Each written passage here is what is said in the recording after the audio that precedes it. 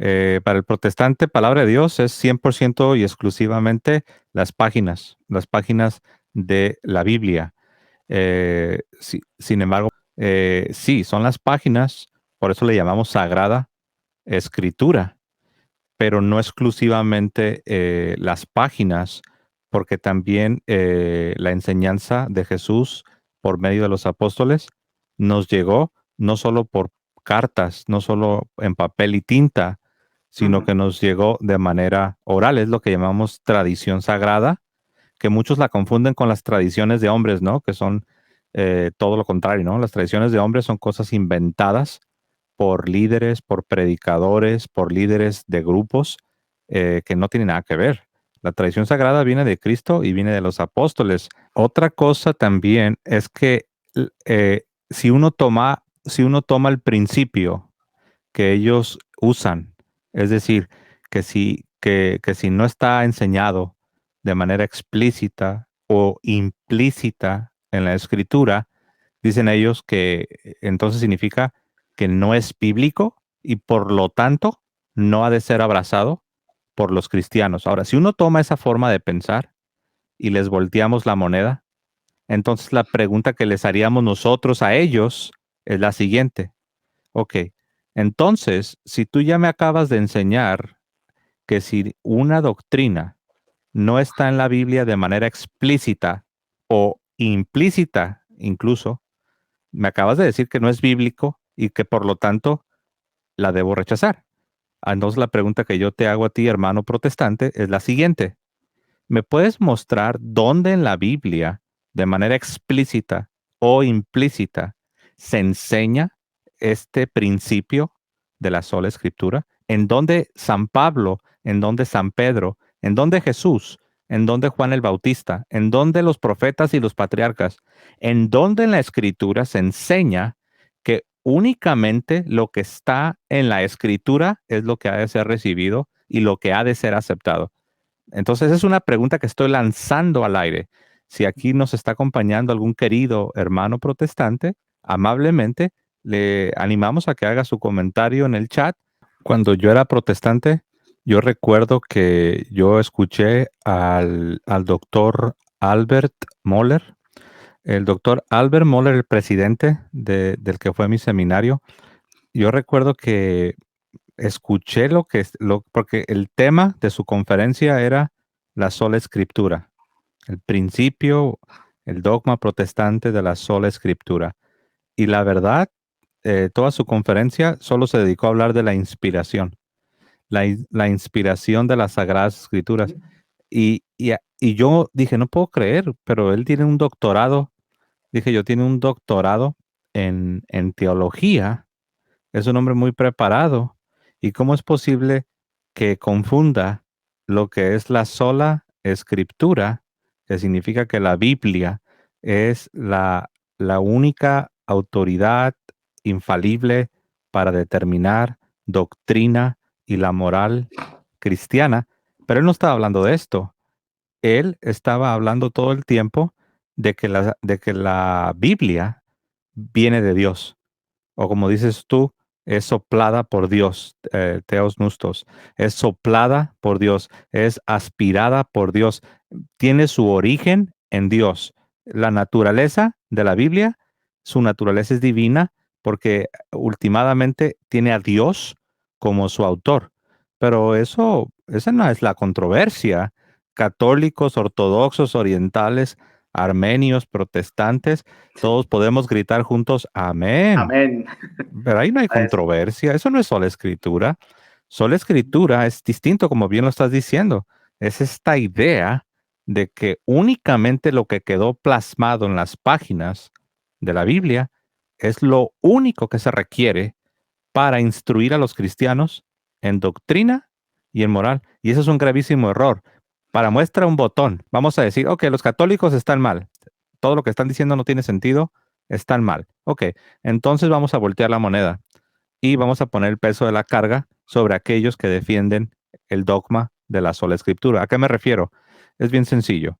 Para muestra un botón, vamos a voltear, vamos a asomarnos por la ventana y vamos a asomarnos a esta galaxia donde vamos a encontrar un planeta que se ha aplicado el dogma de la sola escritura. Este planeta, que de hecho pues no es un planeta, no es una galaxia, porque hay muchos mundos donde se aplica la sola escritura. Y si nosotros observamos cómo están viviendo los ciudadanos de estas sociedades que están utilizando ese principio, esa ley de la sola escritura, nos vamos a dar cuenta que hay una anarquía en cuanto a doctrina y en cuanto a moral, porque diferentes grupos entienden diferente la Biblia y enseñan diferente la Biblia, disipulan diferente a las personas y tienen credos, tienen declaraciones de fe, tienen catecismos que enseñan diferentes cosas. No totalmente diferentes, pero sí diferentes y en algunos casos muy diferentes. Esta idea de sola escritura o solo la Biblia, número uno, está ausente en las mismas páginas de la Biblia. Vemos en la misma Biblia, cuando le echamos un vistazo a la Biblia, no solamente está ausente, sino que en la misma Biblia encontramos un modelo distinto. El modelo es las escrituras del Antiguo Testamento y la predicación oral, la enseñanza de los apóstoles. Y como ahora también estuvimos viendo, ya en el sentido práctico, como se dice, ¿no? Vamos a darles el beneficio de la duda y vamos a pedirles que nos muestren cómo funciona esta idea. Ya pasaron 500 años después de que Martín Lutero, este sacerdote católico, monje agustino católico, desde que él comenzó a desarrollar esta idea, y ya vemos que el resultado, con todo respeto, pero por lo mismo que lo respeto a mis hermanos protestantes, les debo decir la verdad, es un caos. Ahora, no estoy diciendo que cada congregación en particular es un desastre. No, no, no me refiero a eso. Me refiero al mundo protestante. Hay miles de denominaciones. Los que proponen esta idea de que solo la Biblia y que la Biblia es lo único que necesitas y la única autoridad infalible para determinar doctrina y moral. Cuando hablamos de moral, es decir, el comportamiento que está bien, que no está bien, dicen, dicen lo siguiente que la Biblia. Y si tú les preguntas, pero ¿cómo funciona? ¿Qué debo hacer? Ellos te van a decir, no, pues debes estudiarla, debes meditarla, debes, si tienes posibilidad, debes estudiar más a fondo las lenguas originales, etcétera, etcétera, etcétera. Ahora, todo esto suena bonito, ¿no? Sin embargo, la pregunta del $1,000,000 es la siguiente. Si eso es lo que se necesita para abrazar la sola escritura, pregunto yo, ¿cómo le hacemos con los millones de cristianos que jamás tuvieron acceso a una copia de la palabra de Dios, a una copia de la Biblia? Si me estás diciendo que debo leerla, estudiarla, meditarla, subrayar, ir a las lenguas originales, ¿cómo le hacemos con esas personas que no solamente no tuvieron acceso a una copia de la Biblia, sino que no sabían leer? Aún si hubiesen tenido acceso a una copia de la Biblia, de nada le hubiese servido porque no saben leerla. Alan, yo estuve a punto de comprar una copia facsimil de la Biblia Complutense. Tú sabes, esta obra de arte, ¿no? Que la preparó el cardenal Cisneros en el siglo XV, XVI, perdón, a principios del siglo XVI. Estuve a punto de comprarla. ¿Sabes por qué no la compré, Alan? Porque era muy costosa, pero la razón que dije no, no la compro, es porque dije, no sé griego, no sé hebreo, no sé arameo, la voy a tener en la mesa, pero no la voy a poder leer. Lo mismo podemos decir, aun si los cristianos de antaño hubiesen tenido acceso a una Biblia, de nada les hubiese servido, porque la gran mayoría no tenían la capacidad para leer. Entonces, si no tenían acceso a una Biblia, si no podían leer, entonces, ¿cómo van a poner en práctica la llamada sola escritura? Hay otro factor que no lo mencioné, que es el factor económico, el asunto de el costo que tenía adquirir una copia de la escritura en los primeros 1400 años. De hecho, yo me atrevería a redondear un poco más en los primeros, realmente hasta que no se desarrolló la imprenta. Y dicen, no, pero en 1400, a mediados de 1400, cuando Gutenberg inventó la imprenta de tipos movibles, es cuando todo cambió y una grande revolución y Biblias por todas partes. Eso es una grandísima mentira, por no, bueno, voy a ser más generoso, no es una, es una grandísima, malísima, mala interpretación. Cuando Gutenberg inventó la imprenta de tipos movibles, de caracteres, de letras que se podían mover y podían hacer más fácil la impresión, las Biblias estaban costosísimas porque aún todavía eran bastante grandes, era muy lento el proceso y eran carísimas.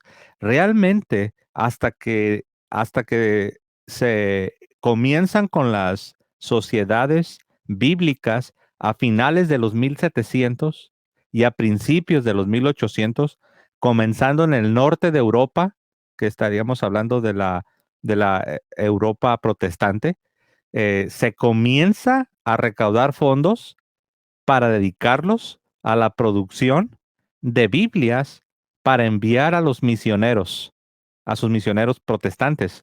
Entonces estamos hablando que fue hasta el siglo XIX cuando comenzó a ser más accesible para el cristiano de a pie el poder adquirir una Biblia.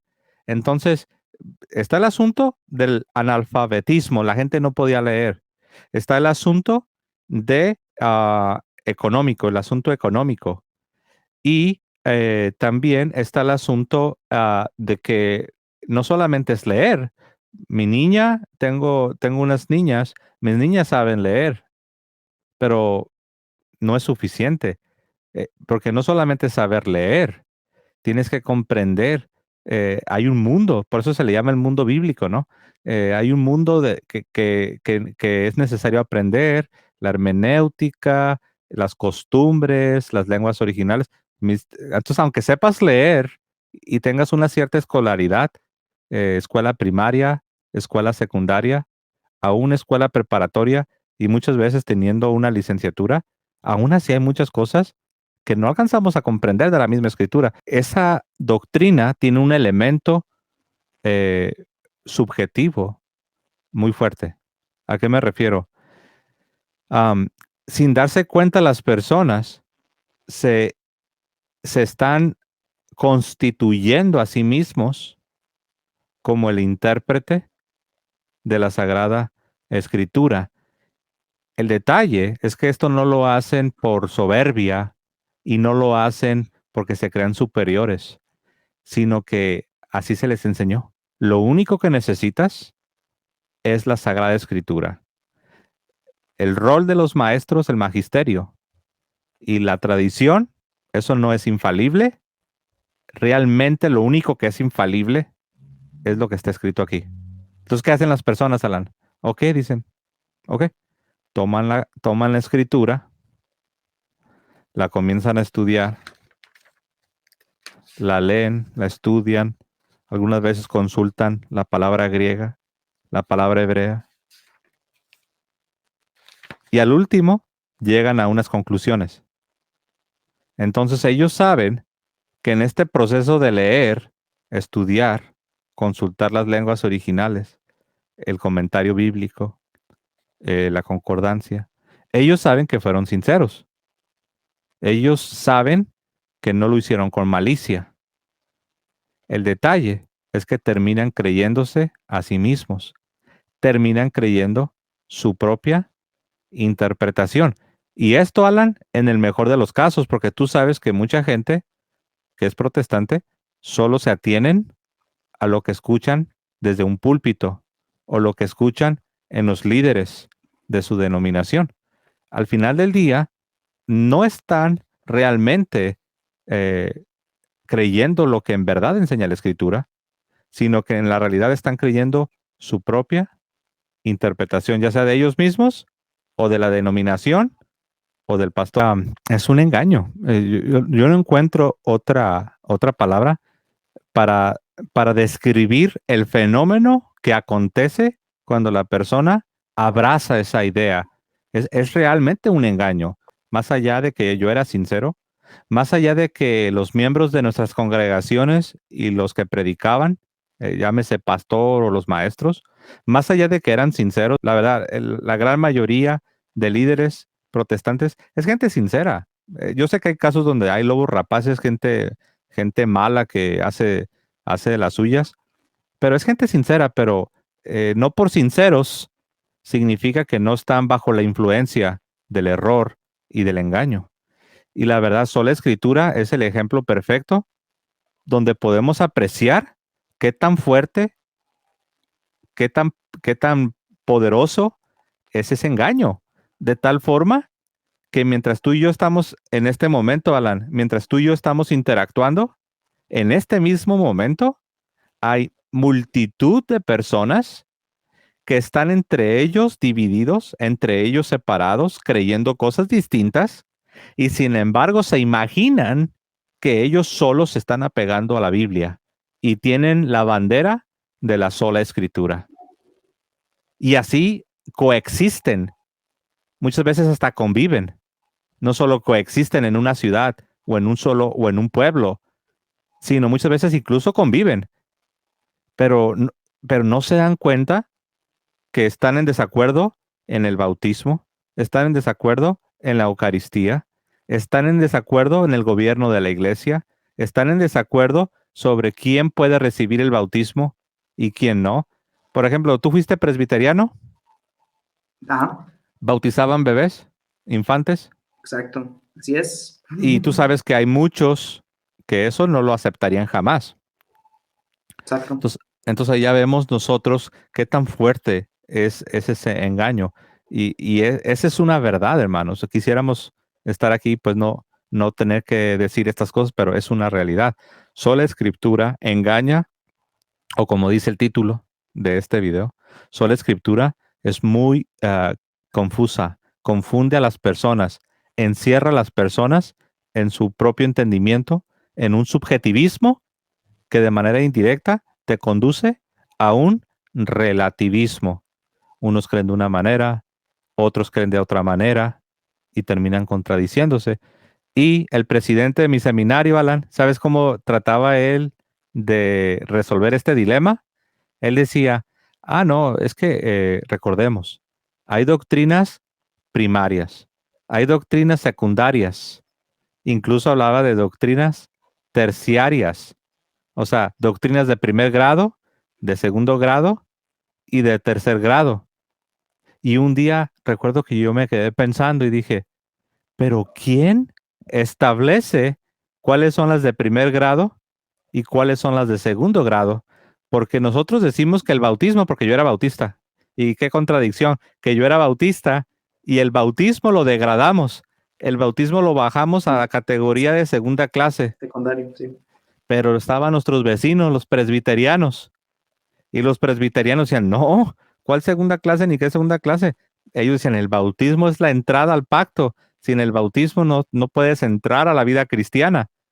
Entonces ahí es donde te das cuenta que esa idea de que hay doctrinas primarias y doctrinas secundarias realmente no funciona en el contexto protestante, porque no tienen, otra vez, no tienen un juez, no tienen un umpire, no tienen un árbitro que esté controlando y que esté diciendo por dónde llevar el camino, ¿no?